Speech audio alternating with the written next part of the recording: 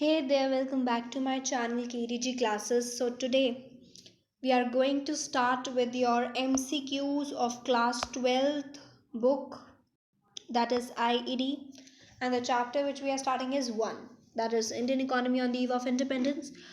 तो बेसिकली हम बिल्कुल जनरल क्वेश्चन से स्टार्टअप करेंगे. एज यू नो कि I use to make the videos from your book that is from TRG and वीकेवरी. तो उन क्वेश्चंस को भी हम ऑब्जेक्टिव क्वेश्चंस को, fill in the blanks questions को, इनको भी हम ट्राई आउट करेंगे. बट पहले एक जर्नल स्टार्टिंग करते हैं. And one thing don't forget that NCERT की थोरो रीडिंग होनी चाहिए. Okay, so let's get started. The first question, very general question, that is when Britishers came to India.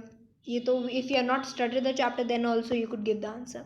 So they came in the mid 18th century बोलो या फिर 1757 बोलो, one and the same thing. Okay, then next, for how much time they rule us? That is for the 2 centuries. If you ask about in years, so in 1 century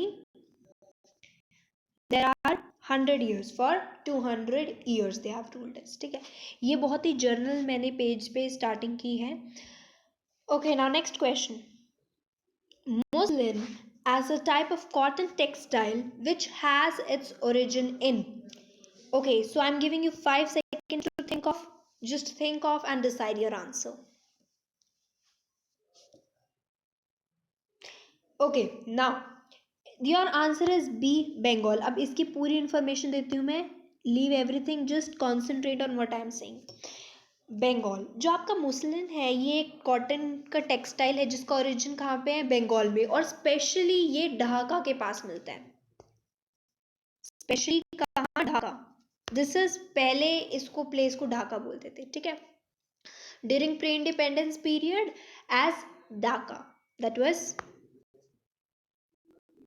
this. अभी की बात करें, now this is the capital city of Bangladesh. ठीक है, अभी ऐसे भी अगर ऑप्शन में आ जाए the capital city of Bangladesh तो वो आपका आंसर हो सकता है. अराउंड ढाका बोले तो भी आपका आंसर हो सकता है. ठीक है, तो ये आपका पूरा जो है इसकी इंफॉर्मेशन है. फॉर मोर, एनसीईआरटी बुक में एक पैराग्राफ है with something title as textile Bengal, ऐसा कुछ टाइटल है, वो वहाँ पे आप इसको स्टडी आउट कर सकते हैं. Now next question. Who made the estimate to calculate the national and per capita income in India? अब ये पार्ट था कि जब हम ऑलरेडी स्टार्ट कर रहे थे चैप्टर को तो हमने ये चीज़ पढ़ी थी कि दीज वर द पीपल जिन्होंने ट्राई आउट किया था to estimate India national and per capita income. Who were they? सबके नाम बोलो. That was Dadabhai Naoroji, William Digby, Findlay Shirras, V K R. Rao and R C. Desai. These were there. अब दादा भाई नारोजी भी थे, विलियम डिगबाय भी थे, आर.सी. देसाई भी थे, and all of. So your answer is all of these. Okay, ठीक है. अच्छा, एक चीज़ यहाँ पे करने की है कि जो एफर्ट्स थे ना तुम्हारे, ये ऑल दो नहीं है एनसीईआरटी में, एफर्ट्स थे ना टीआरजे एंड वीकेओरी वाली बुक में है, तो just focus this point. Efforts जो थे एस्टिमेट करने के वो 1881 में स्टार्ट हो गए थे, लेकिन सबसे पहली साइंटिफिक अटेम्प्ट जो है, फर्स्ट साइंटिफिक अटेम्प्ट जो है, that was made by V K R. Rao. V.K.R.V. Rao in the year 1931 to 32. Okay. Now next question. Industrial Revolution for started in. It's not for. Industrial Revolution यहाँ पे आएगा. This is wrong. First started in. ठीक है, तो industrial revolution that वो first started. ना you'll से कि इसका रिलेशन तो हमारे चैप्टर से है ही नहीं, बट थिंक ऑफ, यहाँ पे हमारी गुड्स को एक्सपोर्ट करा जा रहा था, फिनिश गुड्स को इंपोर्ट करा जा रहा था. कहाँ से? ब्रिटेन से. So what is the answer? England. Okay, now next. Who had described India richer than Egypt? That was the French traveller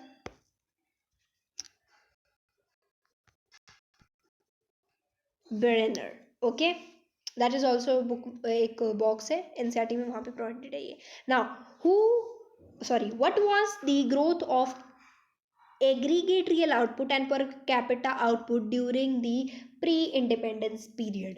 तो यहाँ पे बोले तो अगर aggregate real output की बात करते हैं, that is real output that was 2% and your per capita output was 0.5%. Okay, ठीक है. Now next, who made the first scientific estimate for calculating per capita and national income? ये मैंने एक पहले क्वेश्चन किया था, वहाँ पे हम डिस्कस कर चुके हैं. तो who did that was VKRV Rao. अगर ईयर का भी मेंशन आउट हो जाए तो दोबारा बता देती हूँ मैं, that is in the year 1931 से 32. ठीक है. Now next question, what was the main reason of decrease in the productivity during British rule और British period? What was the main reason? एक बहुत ही जनरल रीजन है जिसकी वजह से प्रोडक्टिविटी डाउन गई थी. That was your exploitative land settlement system. Okay, exploitative land settlement system. Now next, about dash percentage of country's population obtained livelihood from agriculture at the time of independence. Now you here you get confused. अब आप कहोगे अगर हम NCERT की बात करते हैं, okay, I want to change this point. इस 70 को कर लो 72. ओके, 72%. फाइन. नाउ अभी ये चार ऑप्शन है. Now you will get confuse. आप कहोगे 80 तो नहीं था, लेकिन 85 we have read, 75 we have also read and 72 also we have read. So which is your correct answer? देखो, आप 75 को भी एलिमिनेट कर दो. Now you are getting confused with 85 and 72. Now how, let me explain you. See, what was your percentage of country's population that was obtained the livelihood from agriculture at the time of independence? That was 72%. 85% वो weightage थी जो directly या फिर indirectly अपनी livelihood जो है निकालते थे एग्रीकल्चर सेक्टर से. दैट वाज, ये है आपका डायरेक्टली वाला 72, और 85 है आपका डायरेक्टली बोलो इनडायरेक्टली बोलो. ठीक है. Okay, now next question. What was the primary motive of colonial government behind the systematic deindustrializations? अब इनका मोटिव क्या था? देखो, यहाँ पे what there was a two-fold motive, ये हम पढ़ चुके हैं. फर्स्ट क्या था कि हमारे जो इंडिया का स्टेटेड, मतलब कि इंडिया को एज अ एक्सपोर्टर बनाना रॉ मटेरियल के लिए, उनकी इंडस्ट्रीज के लिए, प्लस इंडिया को एज अ मार्केट बनाना फिनिश गुड्स के लिए जो वो प्रोड्यूस कर रहे हैं. ये टू फोल्ड मोटिव था. ठीक है. Then next, what when were the modern industries been set up? Now recall, modern industries they have been set upped in the second half of the 19th century. They were being set up in the second half of the 19th century. Then Tisco was incorporated in 1907. Then next,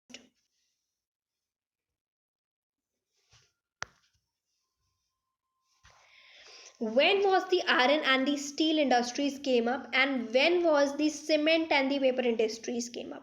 अब पहले का answer देते हैं. Iron और steel industries कब आई थी? Iron और steel industries आई थी तुम्हारी 20th सेंचुरी में.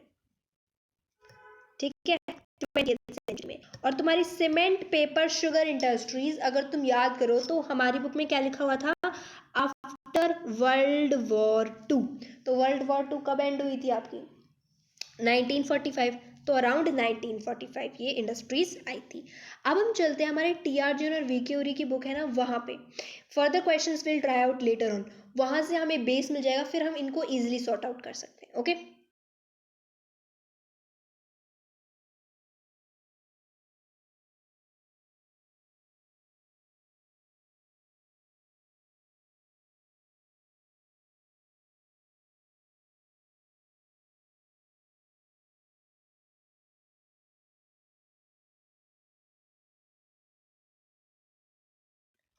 ओके, तो ये तुम्हारे ऑब्जेक्टिव एमसीक्यूज हैं that is provided in your TRG and VK Ohri book. तो ये यू कैन ऐसा ये ओवरव्यू है पूरे चैप्टर का जो हमें एक इजी एक्सप्लेनेशन देगा। जो हम क्वेश्चंस कर रहे थे देवर थोड़े ट्रैक से हटके थे वो, अब ये ट्रैक वाले हैं तो ट्रैक वाले करते हैं, और फिर जो बिल्कुल ट्रैक से हटके हैं वो वाले करेंगे, ठीक है। एंड एट दी लास्ट में तुम्हें डेट्स और ये पर्टिकुलर 1 मार्कर जो इंपॉर्टेंट है वो प्रोवाइड अप करूँगी, ठीक है। Okay, now let us see the first question. The Indian economy on the eve of independence was developed, under developed, stagnant, both b and c. देखो developed तो थी नहीं से भी, बचा क्या, under developed and stagnant. So what is our answer, that is d. Stagnant भी थी, रुकी हुई भी थी, और अंडर डेवलप्ड भी थी। Now second question, land holdings at the time of independence were fragmented, large, small, both A and B. Now A and C, sorry. Now land holdings जो थी वो लार्ज बिल्कुल भी नहीं थी। Now we are left but fragmented थी, हाँ जी, स्मॉल थी, yes, so our answer is D. Now third, farming which focuses on the basic needs of the family। 3 है stagnant farming, commercial farming, stagnant, commercial and subsistence। अब stagnant farming तो रुकी हुई farming, इसका तो कोई रिलेशन ही नहीं है इससे। कमर्शियल फार्मिंग में होता है जब आप मार्केट के लिए प्रोड्यूस करते हो, और सब्सिस्टेंस फार्मिंग में होता है जब आप अपने लिए प्रोड्यूस करते हो। तो फार्मिंग जो आपकी बेसिक, आपकी फैमिली की बेसिक नीड्स पे फॉलो अप करती है, that is your subsistence farming. Now fourth, decay of handicrafts was caused by British tariff policy, competition from machine made products, change in the pattern of demand। I'll say all of these। Why? Basic सा reason है, देखो British tariff policies, उसकी वजह से है हमारे export import में बहुत ही बड़ा चेंज आया। फिर उसके बाद अब मशीन मेड गुड्स बहुत ही चीप होते हैं और टाइम भी कम लगता है, रेट ये तो हो गया, ठीक है।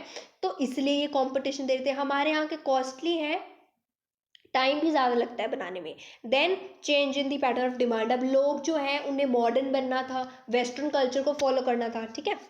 Now fifth, Swiss canal was opened in the year 1867, 1868, 1869, 1870। Now your answer is C, that is 1869। Okay, so Swiss canal was opened. अच्छा एक और बता देती हूँ ताकि तुम यहाँ से तुम्हें जर्नल नॉलेज मिल जाए, दैट महात्मा गांधी ही was born in the year 1869, और जब ही स्विस कैनाल खुला था, ऐसे करके याद कर लो, ठीक है। This was the birth year of Mahatma Gandhi, ठीक है। चलो 6 देखो, on the eve of independence India was net exporter of, on the eve of independence means before independence, तो before independence we were the net exporter of the primary products, raw material, primary products, इसको export करते थे। High infant mortality is a sign of extreme poverty, poor health care, both A and B, none of these। High infant mortality rate is an indicator of both extreme poverty as well as poor health care। infant mortality rate होता क्या है तुम्हारा, that is basically कि जो death rate है children की below the age of 1 year पर 1000 live birth, तो यहाँ से आपकी पुअर हेल्थ केयर पता चलती है और पोवर्टी पता चलती है, ठीक है। This is both are your answer। Then 8, gender bias in the society on the eve of independence was indicated by very easy, एक ही literacy rate। Then during colonial period India's demographic profile showed high birth rate, high infant mortality rate, high death rate, all of these। जो सब कुछ negative था ना वो show किया था। High birth और डेथ रेट नहीं चाहिए होती, हमारे में हाई थी। हाई इन्फेंट मोर्टेलिटी रेट नहीं चाहिए होती, वो हमारे में हाई थी, so all of these. Now 10th, on the eve of independence, bulk of population was engaged in the agriculture sector, very easy। Then next, 11th question, which sector was the major contributor to GDP? इसको तो आगे पढ़ने की जरूरत ही नहीं है, that was your agriculture sector, ठीक है। Then 12th, railway were introduced in the year, railway were introduced in the year 1854, 1853, 1855 or 1850। So they were introduced in the year 1850। Which industry of India got severely affected under the colonial rule? So that was your handicraft। Then on the eve of independence, the proportion of population engaged in the agriculture sector, they were approx 70%. Stagnant economy is the one which shows little growth in income and low level of productivity, both A and C. अच्छा यहाँ से तुम्हें answer दिखे होंगे okay ठीक है ठीक है ठीक है so with this we have been complete now let us go back to the questions which we have been prepared which I have been prepared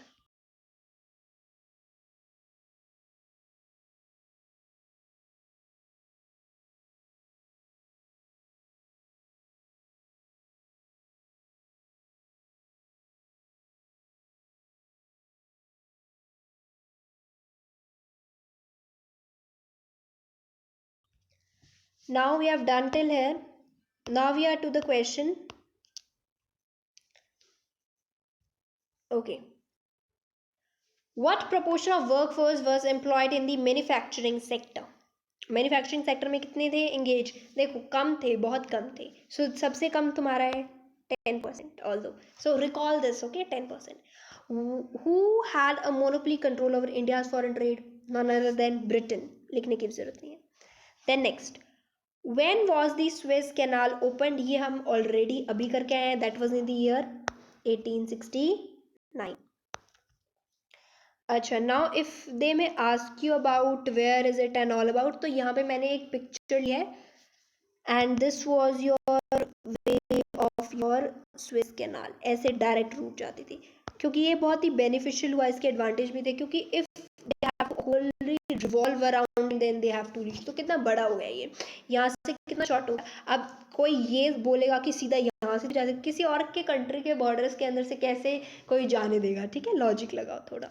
okay now next ये स्वेज कैनाल का जो पूरा है मैंने आपको प्रोवाइड कर दिया है यहाँ पे those who have NCERT very good do from that those who don't have for them although this is not a clear picture but you may refer to it then when was the first official census undertaken in India सबसे पहले census कब हुए थे that was in the year that was ये दिमाग में रखो कि वो ब्रिटिश रूल के अंडर थे तो ये तो हट गया ठीक है फिर 1853 में नहीं थे नॉट टू अर्ली सो इन दोनों में से एक है दैट इज 1881 ठीक है ऐसे एलिमिनेट करके लर्न करो अब ये तुम्हारी डेमोग्राफिक प्रोफाइल डेमोग्राफिक ट्रांजेक्शन्स की पूरी स्टेज है मैं पूरा एक्सप्लेन कर देती हूँ तो मैंने इस पर क्वेश्चन नहीं बनाया क्योंकि ये बहुत इंपॉर्टेंट है तो मैंने तुमको ऐसे ही वे प्रोवाइड कर दिया ठीक है तो फर्स्ट स्टेज थी आपकी 1921 तक ठीक है वहां पे क्या स्टेज थी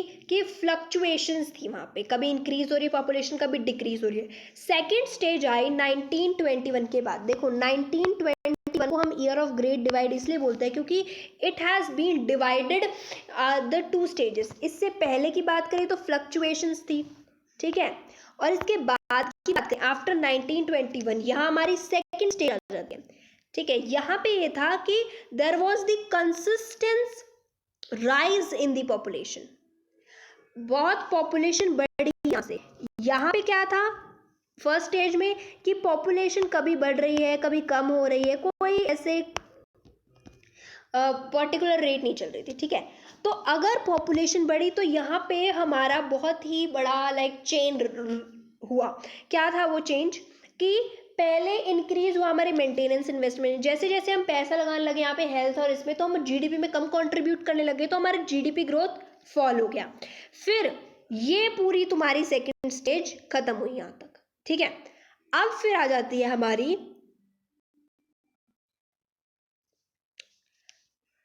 थर्ड स्टेज स्टेज नहीं बोलेंगे हम बोलते हैं 1951 जो पॉपुलेशन है उसमें माइल्ड चेंज आया और 1951 ऑनवर्ड्स जैसे जैसे बर्थ रेट बढ़ी डेथ रेट कम हुई तो ये पॉइंट है जो हमें दिमाग में रखने हैं अच्छा ये इन्फेंट मोर्टेलिटी रेट बोलो लिटरेसी रेट बोलो ये पूरा जो सिनेरियो है ये पूरा जो सिनेरियो है ये हमारे इंडिया का था ठीक है on the eve of independence तो इसको भी थोड़ा दिमाग में रख लो अच्छा एक चीज़ और अब तुमसे ये जनरल चीज़ें पूछ सकते हैं कि what is life expectancy what is birth rate what is death rate तो इसको थोड़ा दिमाग में रखना ठीक है एक बार मैं at the last in the next video जब मैं डिस्कस करूँगी मोर ऑफ द क्वेश्चंस, तब मैं आपको एक्सप्लेन कर दूँगी, ठीक है। ऑल द बहुत ही जर्नल है, तुम्हें पता भी होंगे, बुक्स में भी लिखे हुए हैं, ठीक है ना। लास्ट में मैंने जो है आपको एक पेज प्रोवाइड किया है एनसीईआरटी का, that is your page number 11 and page number 12। ये दो पेजेस हैं जो कि इंपॉर्टेंट है, ये इंफ्रास्ट्रक्चर के अंडर है, तो इसको प्लीज प्लीज कर लेना, ठीक है। So with this we have been end with the part. एक दो और क्वेश्चन है जो मेरे लिए है, जो आपके लिए है, मेरे लिए नहीं है, जो आपके लिए है, तो you have to give the answer of that questions. तो I am just picking it up, you have to put the answer in the comment section. That is,